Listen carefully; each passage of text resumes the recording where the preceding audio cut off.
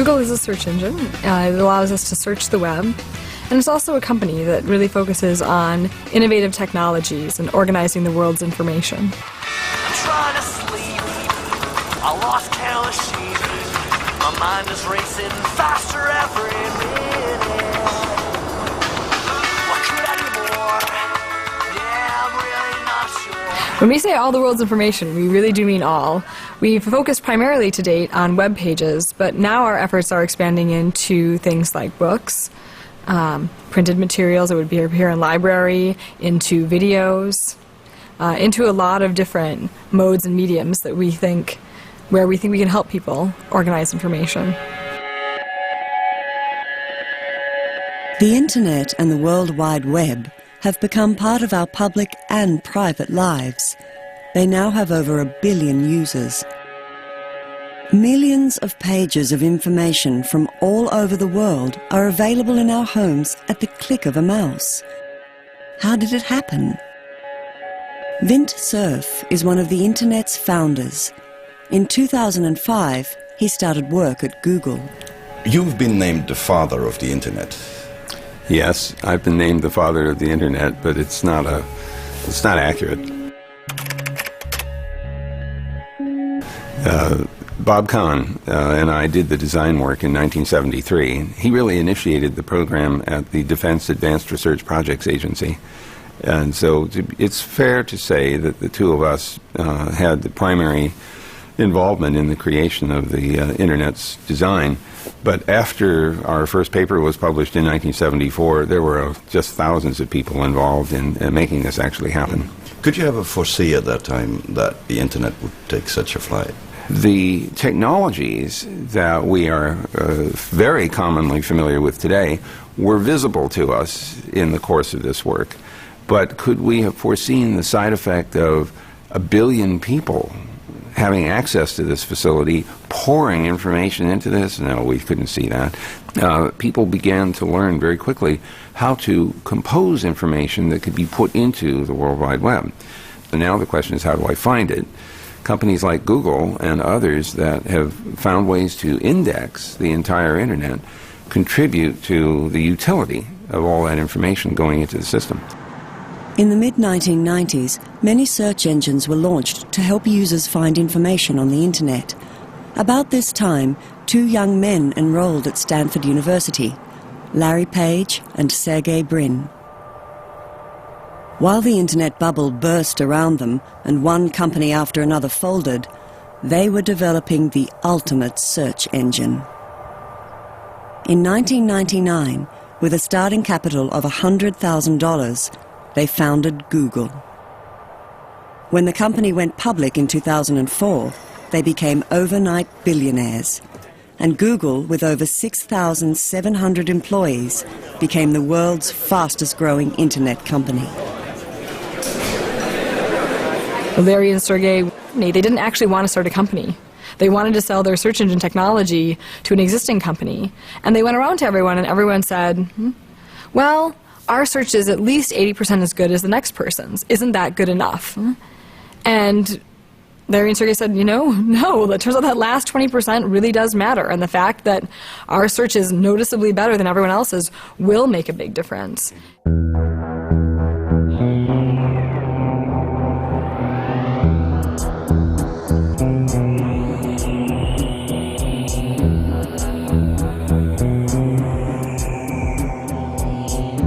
Two students who wanted to make the best search engine. That's how Google started. But how does such a search engine work? What is behind that screen? Right, a ton of algorithms that determine what we show and when we show it. So for example, if you were to do a query on the keyword flowers, you would see that the page pulls up. One thing that's important about this, it pulls up very quickly. So that's always been a core thing of Google. We want to provide the best user experience, and if you have to wait for your search results a couple of seconds, that's not a good experience. So page loads very quickly. And then as you can see, we have sort of 2 areas on the page. We have the organic search results, which you will see on the left-hand side. And then you have all of your advertising, which you will see as sometimes the top results on the page. These are clearly marked in a different color, and then we also have them on the right-hand side of the page. For the organic results, the guy who ends up first is happiest of all, I take. Obviously. So how does PageRank work? How does he get there? The way that PageRank works is it looks at incoming links into websites. So essentially the idea is that if somebody has a website, say about flowers, and their website has become an authority on the subject, then it's likely that other people will have links pointing to that website because they feel there's a lot of value on that website and there's something interesting there, so they make links to it. And by looking at all of these links coming in, we can then determine how valuable that page is. Now what we also do is we look at where did these links come from. For example, if somebody had a link from the NewYorkTimes.com to a website, then we understand that the New York Times is more respectable than maybe my personal website. So that has a bigger boost in the way that your page will be ranked in the organic results. The question is, how is the choice made to rank the New York Times higher than a personal website, for instance? There are mechanisms that we and others use to try to assess which information is thought to be the most relevant. After all, the party who's doing the search wants information which is most relevant to the specific terms that have been used in the search query. Relevance in our world, in part, is conferred by by knowing how many websites are pointing to a particular place. The more that point to a place with a hyperlink, the more likely it is that that must be important information. So then you start ranking the importance of the places that are pointing by trying to see how many places point to them. It's more complicated than that, but if we get too much deeper into this, it's getting into the trade secrets of Google, which I don't want to do. So we're confronted with this huge mass of information. We try to figure out what's relevant based on these various hints. But in the end, each of us has to decide for himself what our reaction is to this information.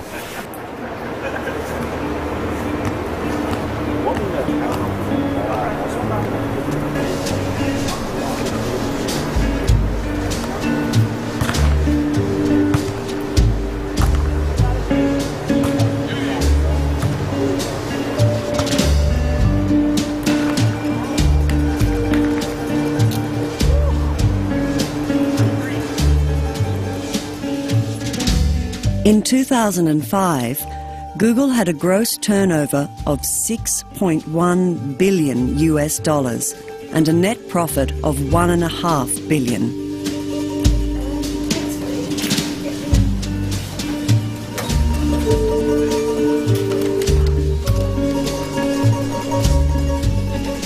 Google makes its money by advertising.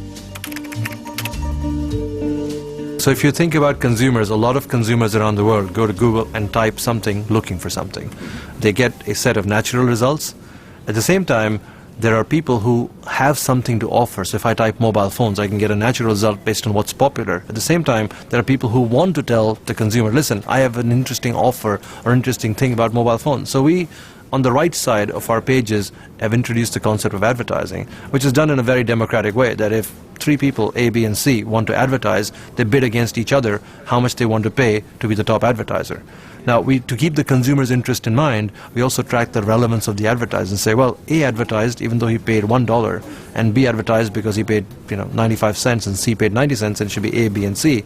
Well, we check, when we advertise against this keyword in this fashion, A, B, and C, is A getting a lot of clicks, is B getting a lot of clicks, or is C getting a lot of clicks? If C is the most popular, most relevant ad compared to that, we actually provide a balance between money and relevance. So that means a furniture maker, for instance, with a small advertising budget could compete with IKEA? Or Of course.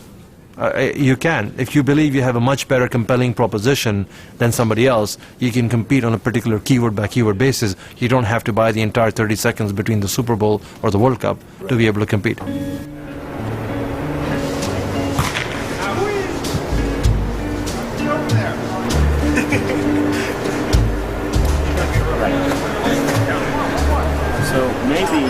So like on the agenda here it says like the day after you go, then we're going to... So when I look at the Google employees, it's kind of funny because I went to school at Stanford in the area, and when I joined Google, I started seeing a lot of my buddies from Stanford or people who live next door to me in the dorm rooms. or professors even. So it's really kind of an extension of college in many ways. There's very smart people. Just the types of things that we do as far as the cafeteria setup, the gyms that we have, and also the culture of the people and the way that they like to work and the way that they're always working. They're working hard, they're playing hard, all at the same time. Very similar to college, so that's kind of how I would describe it. And the people are definitely one of the best parts of working here. Would you say Google is employing the smartest people in the industry? I would think so.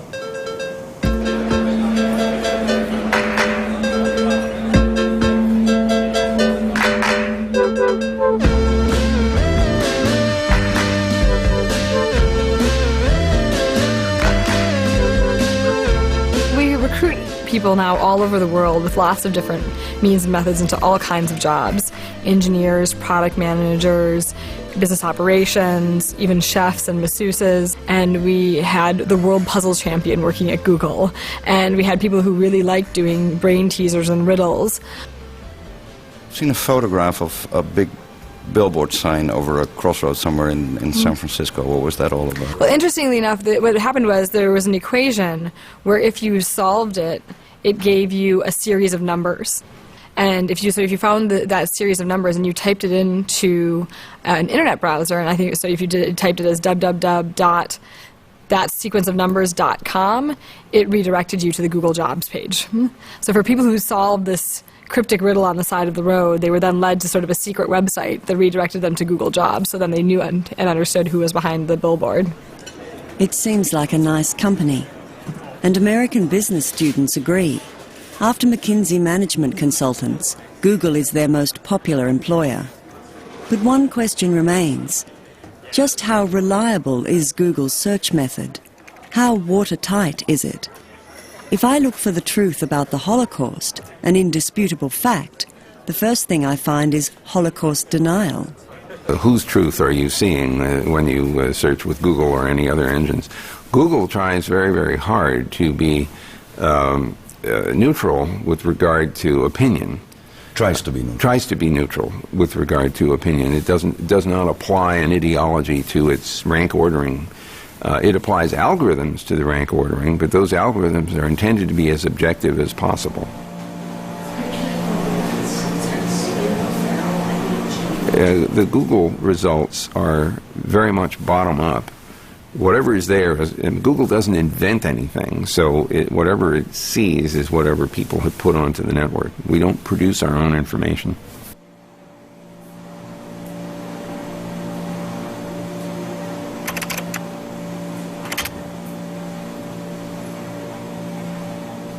So if we take 9/11 as an example, it's possible that the conspiracy theory might be the most popular thing, that more people are busy talking about conspiracies than they are about the official reports that come out.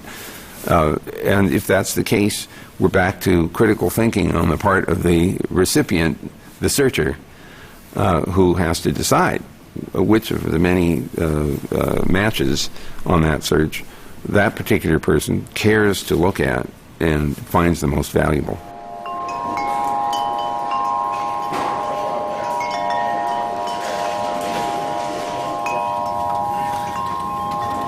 Can a search engine be objective? Can one point of view on all information be fair?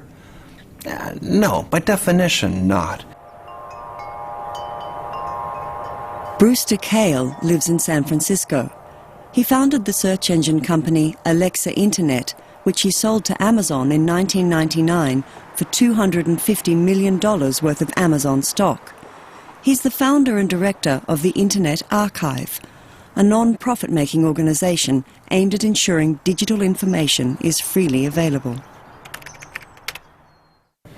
Navigation through information is a very subjective thing. You can go and say, it's all going to be some big algorithm of the sky. It's just not true. There's decisions every step in the way when you're building search engines. What to crawl, what not to crawl, what to value more than others. How popularist do you make it? How much do you have it reflect what other people have done as opposed to innately? All of these things are baked into a set of computer algorithms. Could Google be biased if Google would want? Well, the attempt to introduce biases is hard if those biases have to be algorithmically introduced for all possible information. This gets, mathematically hard. And second, I think there is a fundamental belief within the Google community that an unbiased result is the most important thing that we can offer to people, and let each of the searchers decide for themselves which is of interest to them. And as I said before, trying to adapt these algorithms to work well on an individual basis so that we deliver that which is most relevant to a particular party is a very important part of our philosophy. And if Google remains a very popular search engine, I think it will be because it was trying to be relevant to individuals as opposed to trying to assert that it has somehow discovered the truth.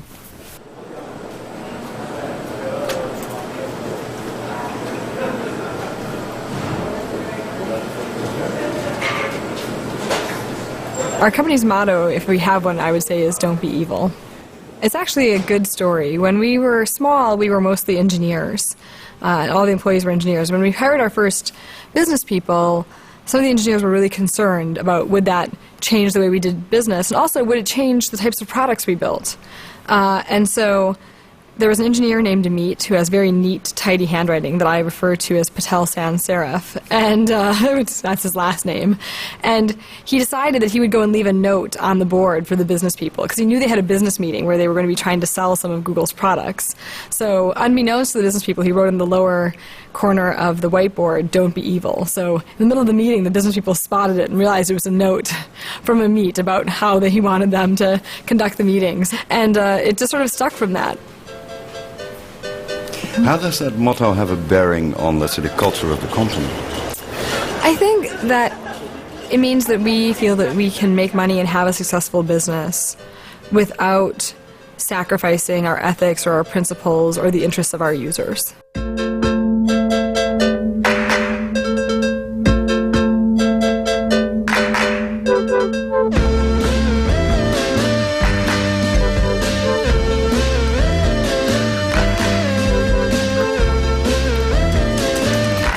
Google is now the world's most popular search engine.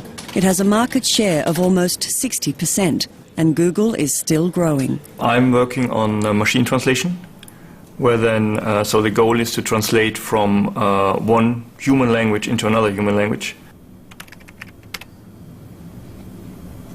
If right now you have, you want to find out something, and you type a query in Google, and you might not find the answer just because in those languages in which you perform a search and in which you can perform a search, there is just not the answers there. But there might be a Chinese web page which has exactly the thing you're looking for. Right now, you wouldn't find it. And so in order to provide basically access to information that everybody in China can access the English web and the German web, the French web, the Dutch web, all those texts which otherwise are just behind a wall. We can significantly improve over the existing state of the art by learning from large amounts of existing translations. For example, European Union has large amounts of texts which are in all official European Union languages. United Nations have texts which are in all the official United Nations languages. So it is that the computer learns basically those rules automatically from large amounts of data. That's the reason why you chose to be here? Or? Right. That's one of the reasons why I chose to be here, because here, for this kind of research, it's a place where you have both the computational resources to be able to use large amounts of data, and you have the large amounts of data to train those systems. Okay. And you have, it's basically part of the core mission of Google to organize the world's information, make it universally accessible and useful, and so machine translation is here an essential goal. So it's just perfect. Google's huge databases enable it to provide a growing number of services. The more data Google has, the higher the quality of these applications. But that same data contains all the information on the search behavior of Google users. How does this affect their privacy?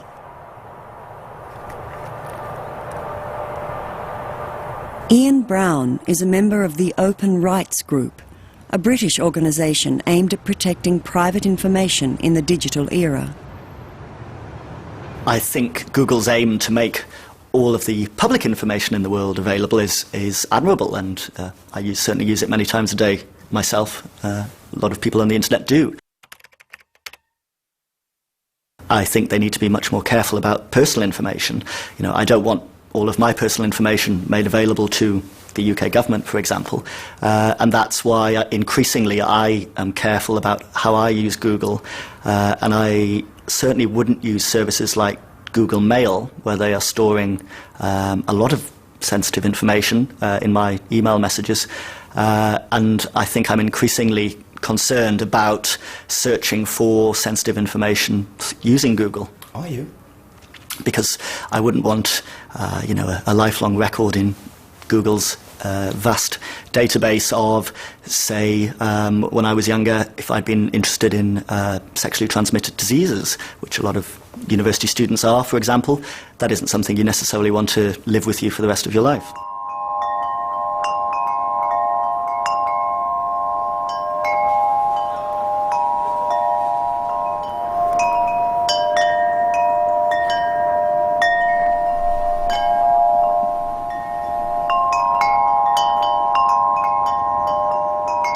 How are you going to convince me to trust you? We're clear in our privacy policy that we aren't retaining your search information because we want to, say, profile more about you. We're retaining the search information we retain, we do for quality purposes. We review it only in aggregate. We do aggregate computations to try and understand how to make searches better. So, for example, if you search for football and click on result number 3, we want to use that information. So next time we take result number 3 and make it number 1. And so we have to have some retainage in that way in order to better the quality of the search experience you have on Google. So I think that, when you're asking questions of trust, a lot of times you're asking questions around motivation. The person that you're trusting, what are they motivated to do? And we've been pretty clear that our motivations in keeping the search information that we keep is, in fact, to improve end-user quality. But does that require retaining it for an indefinite period of time? I mean, you could also retain it for like 30 days or... Interestingly, we found that we've had some innovations that have required us to retain the information for longer than 30 days. So, for example, the Google Spell Checker, our Did You Mean feature that appears on Google, has been built using long periods of data around someone issuing a query and then issuing another corrected query right after that, and us learning those corrections. And it actually takes more than 30 days worth of data to build the world-class spell corrector that we have. Google aren't being careful enough, I don't think, to anonymize information they store about you. They've said publicly that they do keep records of the search terms that come from your computer, linked to the internet address of your computer, and potentially that can be linked back to you, especially if you sign up for Google services like Gmail. So I don't think that they can honestly say that the potential isn't there for them to misuse some of this information. We've seen in recent months that it's not just Google's decision either. Even if Google was the entirely pure company that they claim, you have other interested parties. For example, the US government demanded last year that Google hand over information on what people were searching for. So even if Google aren't abusing personal information, that doesn't stop other people coming in and trying to get access to that information. How can you take fears away? This is a big brother company. I guess I just don't agree, and I don't think of it that way. Making all the world's information available. Why would one want to do that in the end?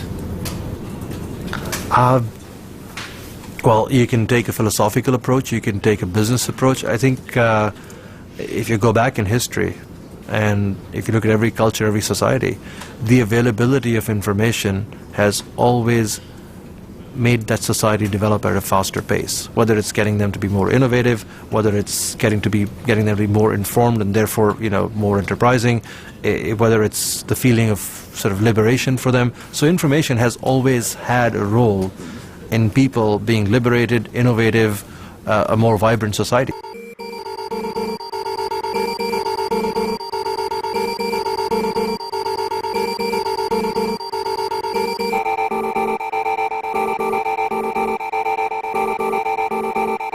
What's very fascinating is so far we've had one approach to information, which is, dear consumer, pay attention, I'm going to give you some information.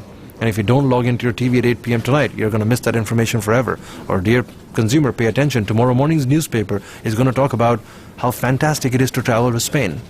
Well, consumers are not like that. We don't like to be programmed. You and I want it when we want it.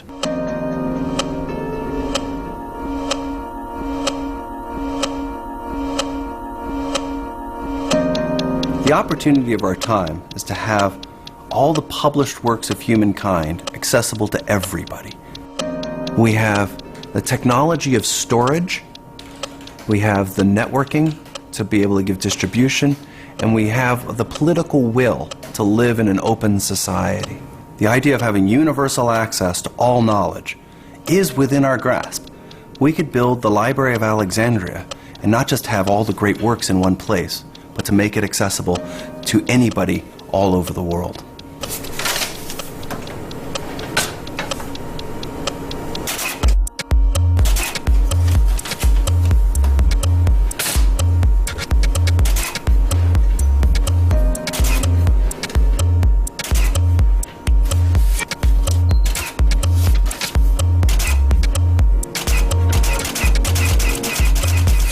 The question is, what is going to be the role of the private sphere, the companies, corporations, and the public sphere, government, libraries, universities, and the like? What's the future as we bring large amounts of information? Is it going to be largely a private enterprise or a public enterprise? That's one of the great questions of this time. Google Book Search is a historic effort to make the full text of all the world's books available and searchable through a single search box on google.com. Google Book Search was really an effort to say, wow, there's all this great, really interesting information that's available in books that currently isn't searchable through Google today. So it's an effort to go and make all of the text, books for years have been the historic vehicle through which ideas have been transmitted, to make that information searchable through Google. We've currently partnered with 6 libraries around the world, one of which is Stanford University, and we're working closely, they're our neighbors here, and we work closely with them to digitize the materials in their collection and make them searchable online. With this robotic book scanner that we have, we can do 15 to 40,000 books a year. I would be a very, very old man before we did 9 million books at that rate. So the Google came to us with a proposition to invest heavily in this and to invest innovatively in this and to give us back copies of the digital copies that they made, as well as not damaging the books. So the public, the private partner is the only partner that came to us with a conception that was big. The Internet Archive is working with about 30 libraries, also with Microsoft and Yahoo, Adobe, HP, and put together an organization called the Open Content Alliance. The idea is to build an open library system where different organizations pitch in to build a digitized repository of books that's open. Are you in a position to compete with Google in this? Actually, I'm hoping that Google turns slightly to the left and decides to join the Open Content Alliance and make their books available in the same way. Is it likely that they will? There have been discussions over the last 6-7 years, but they haven't proceeded yet. Google, through Google Book Search, has developed a proprietary technology for the digitization of books. That is a really interesting technology in that it is a non-destructive technology. So we can go to these libraries that have really valuable collections and scan them in a way that does not destroy them or damage them in any shape or form. Would there be a chance for us to see how it's working? The digitization machinery. At this point, we're not making that available to non-partners. What is the interest of Google? First, I think that they do it because they know they will build traffic to their site. I do think they also have a philanthropic point of view, an missionary point of view. They are literally trying to do good while doing well.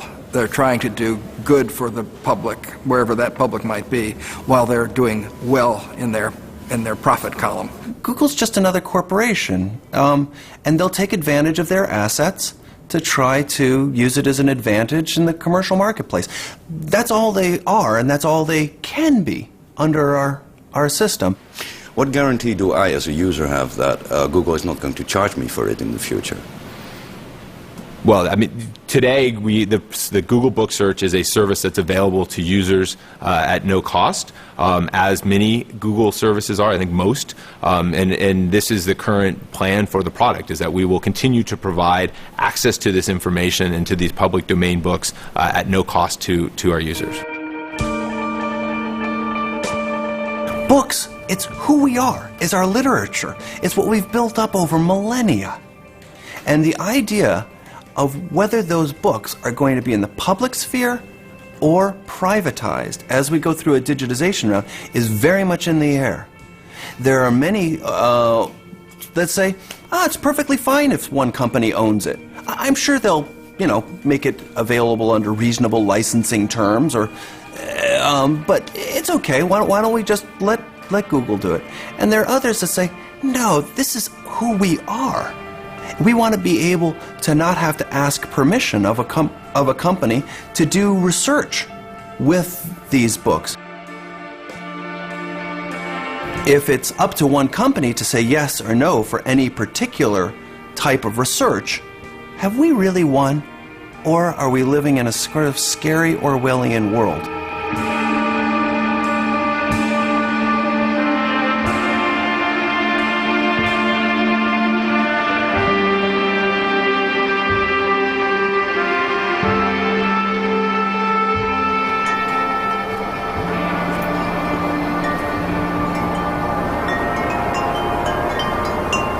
I think Google is getting to the size where they will have to be watched carefully by competition authorities in the US and Europe.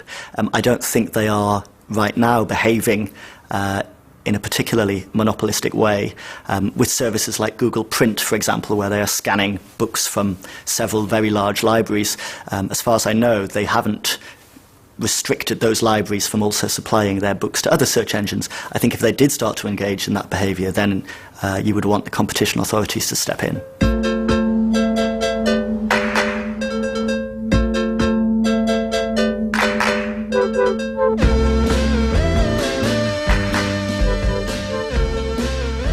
In the meantime, Google has been developing new applications at a furious pace on a worldwide scale.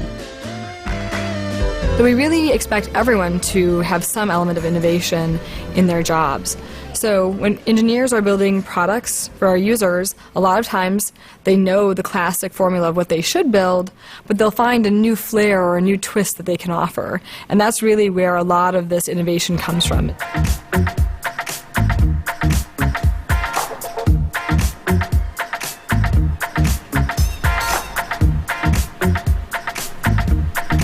That said, a lot of the innovation we do have comes from 20% time. And that's where we offer to our employees that they can spend 20% of their time, 1 day a week, doing whatever it is they feel most passionate about. That's where a lot of their excitement and joy comes from. And that's when the really good ideas get unleashed.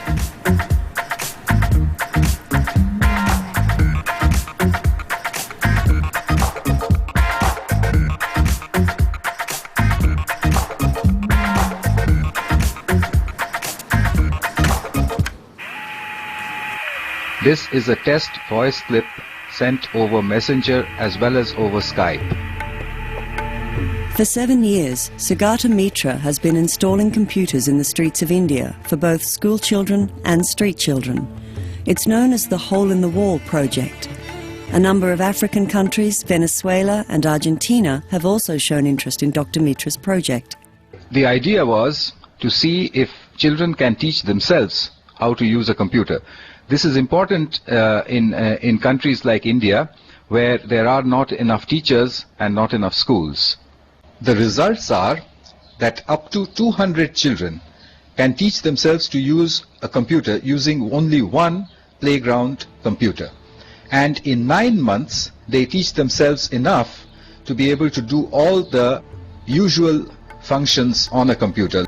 The most common use is, of course, for downloading games and music. But after a few months, when they get tired of it, then they also start browsing and use Google to help them with their schoolwork, which is quite interesting. They use Google to search for things that they have read in the school, and also for generally things that they are curious about. I haven't seen them use anything else other than Google.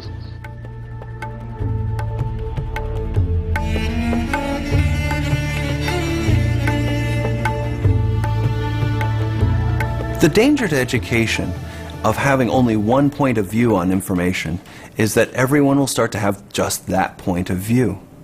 It'll be self-reinforcing. And that's not how one develops critical thinking. One develops critical thinking by contrasting, by comparing. And it's not just in individual works, but how are things presented. So if we were to have our school kids only use one encyclopedia and not have any access to any other encyclopedias or any other books in the library, wouldn't that be tragic? I mean, we wouldn't do that. Of course we wouldn't do that. We would want to have different points of view, and you compare and you contrast. You go and open it up and go and say, okay, what did this one say? No, what did this one say? No, they're kind of different. Isn't that interesting that they're different? So it's crucial that we keep the world an open place for open publishing and making it so that people, kids, adults, ourselves, can have access through many different ways and different lenses on the same information. This is an interesting issue about what happens if there's only one search engine which is dominant. Will its truth be the only thing that everyone pays attention to? Well, one could say that same thing of newspapers and television programs and things like that, which become sort of a dominant influence on the thinking of the time.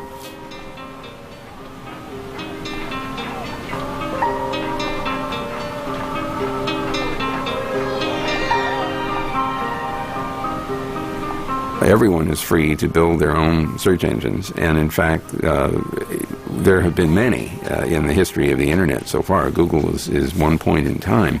There may be other Googles in the future. Do other search engines stand a chance? Google's market share is now so huge it seems to have a monopoly. The company continues to develop new applications, and it's well on its way to bringing all the world's information under one roof. This may be convenient, but isn't such a monopoly dangerous?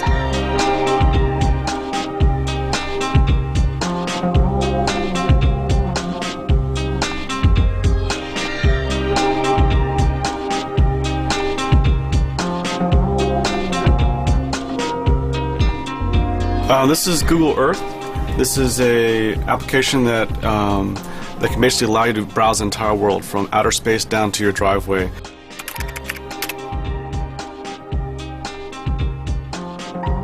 In this case, I'm going to the Grand Canyon, and you can see all the detail all the way down into the canyon here.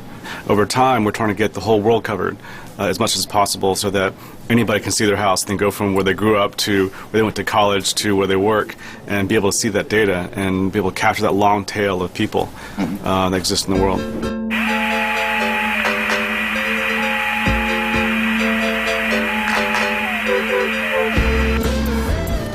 Let's go over to Heathrow.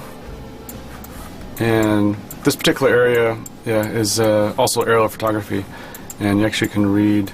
There's Air France, Air Canada. There you go. So there's it's pretty. Some areas are that high detail, some are less so, and just varying different degrees of resolution. Aren't you in the end afraid that political or security issues will kind of blow up the beauty of the thing? I don't know if I'm necessarily. I think not sure if fear is the right word. I think that I'm hoping that I don't know. I don't know if I'm necessarily opinion in terms of whether it's something that we should definitely address. I think that we should definitely make sure that people, just like privacy issues, security issues, make sure that those are, and we talk to the right people who are very well and are knowledgeable about those areas and work with them to come with the right solution. I'm definitely, it's like anything that's a big thing. There's always these things that you have to, it's never necessarily a straightforward path, the big things. So, but basically what you're saying, first you have designed the technology and then you're going to see how to solve those things, instead of the other way around. I think that it came from a love of what it was. I mean, we saw something that was amazing and we wanted to see it happen. And anything that you see any big technology, I think that changes the way the world thinks and the way people perceive the world will cause people to, to react in different ways. And this is one of those type of technologies, I think. Well, I mean, I really view us as computer scientists. So we can analyze a problem and we can solve a problem, but we're not governmental officials. We're not policy makers on a global scale. We're simply responding to the needs of our users. With all due respect, it sounds almost naive, considering the scale on which Google works. I'm sorry, but that's my perspective.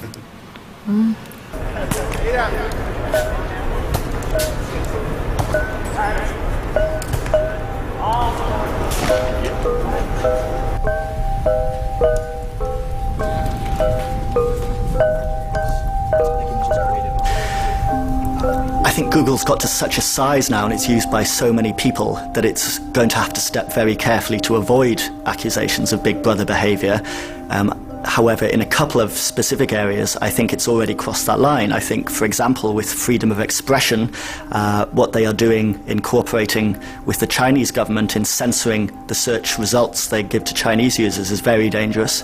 What they are doing in terms of storing information about their users, about the kind of things that you're searching for on Google. If you're using other Google services like Google Mail or Google Calendar, then they potentially have even more information about you.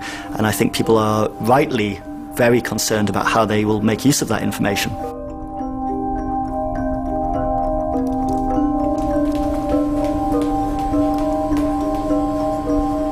As an ignorant consumer,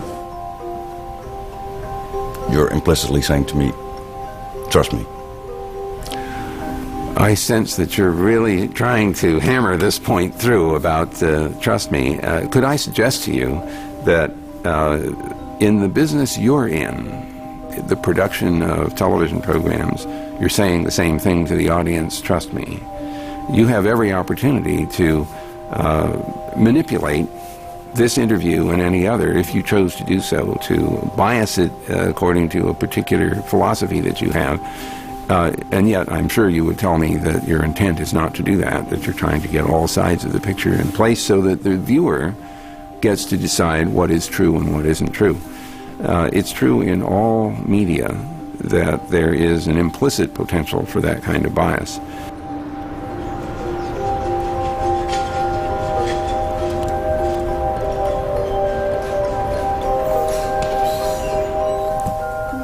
I think it's really important for governments and consumers to make sure that we don't ever see a situation in which a single company like Google becomes a monopolist over the information out there on the internet in the world's libraries, because then you do get a Ministry of Truth style situation where you can control and with technology fine-tune in a way that was never before possible the reality that is presented to users.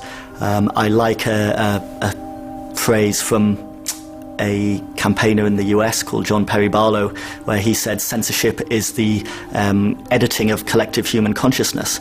And I think that explains it well. It would be very easy to deny information to people, to manipulate their views, try to manipulate their behavior, if you could control very carefully the information they had access to. We certainly already have seen the dangers of that in Europe with the mass media. That's why we have laws on media diversity. And I think we do need to be careful that we never end up in that situation on the internet.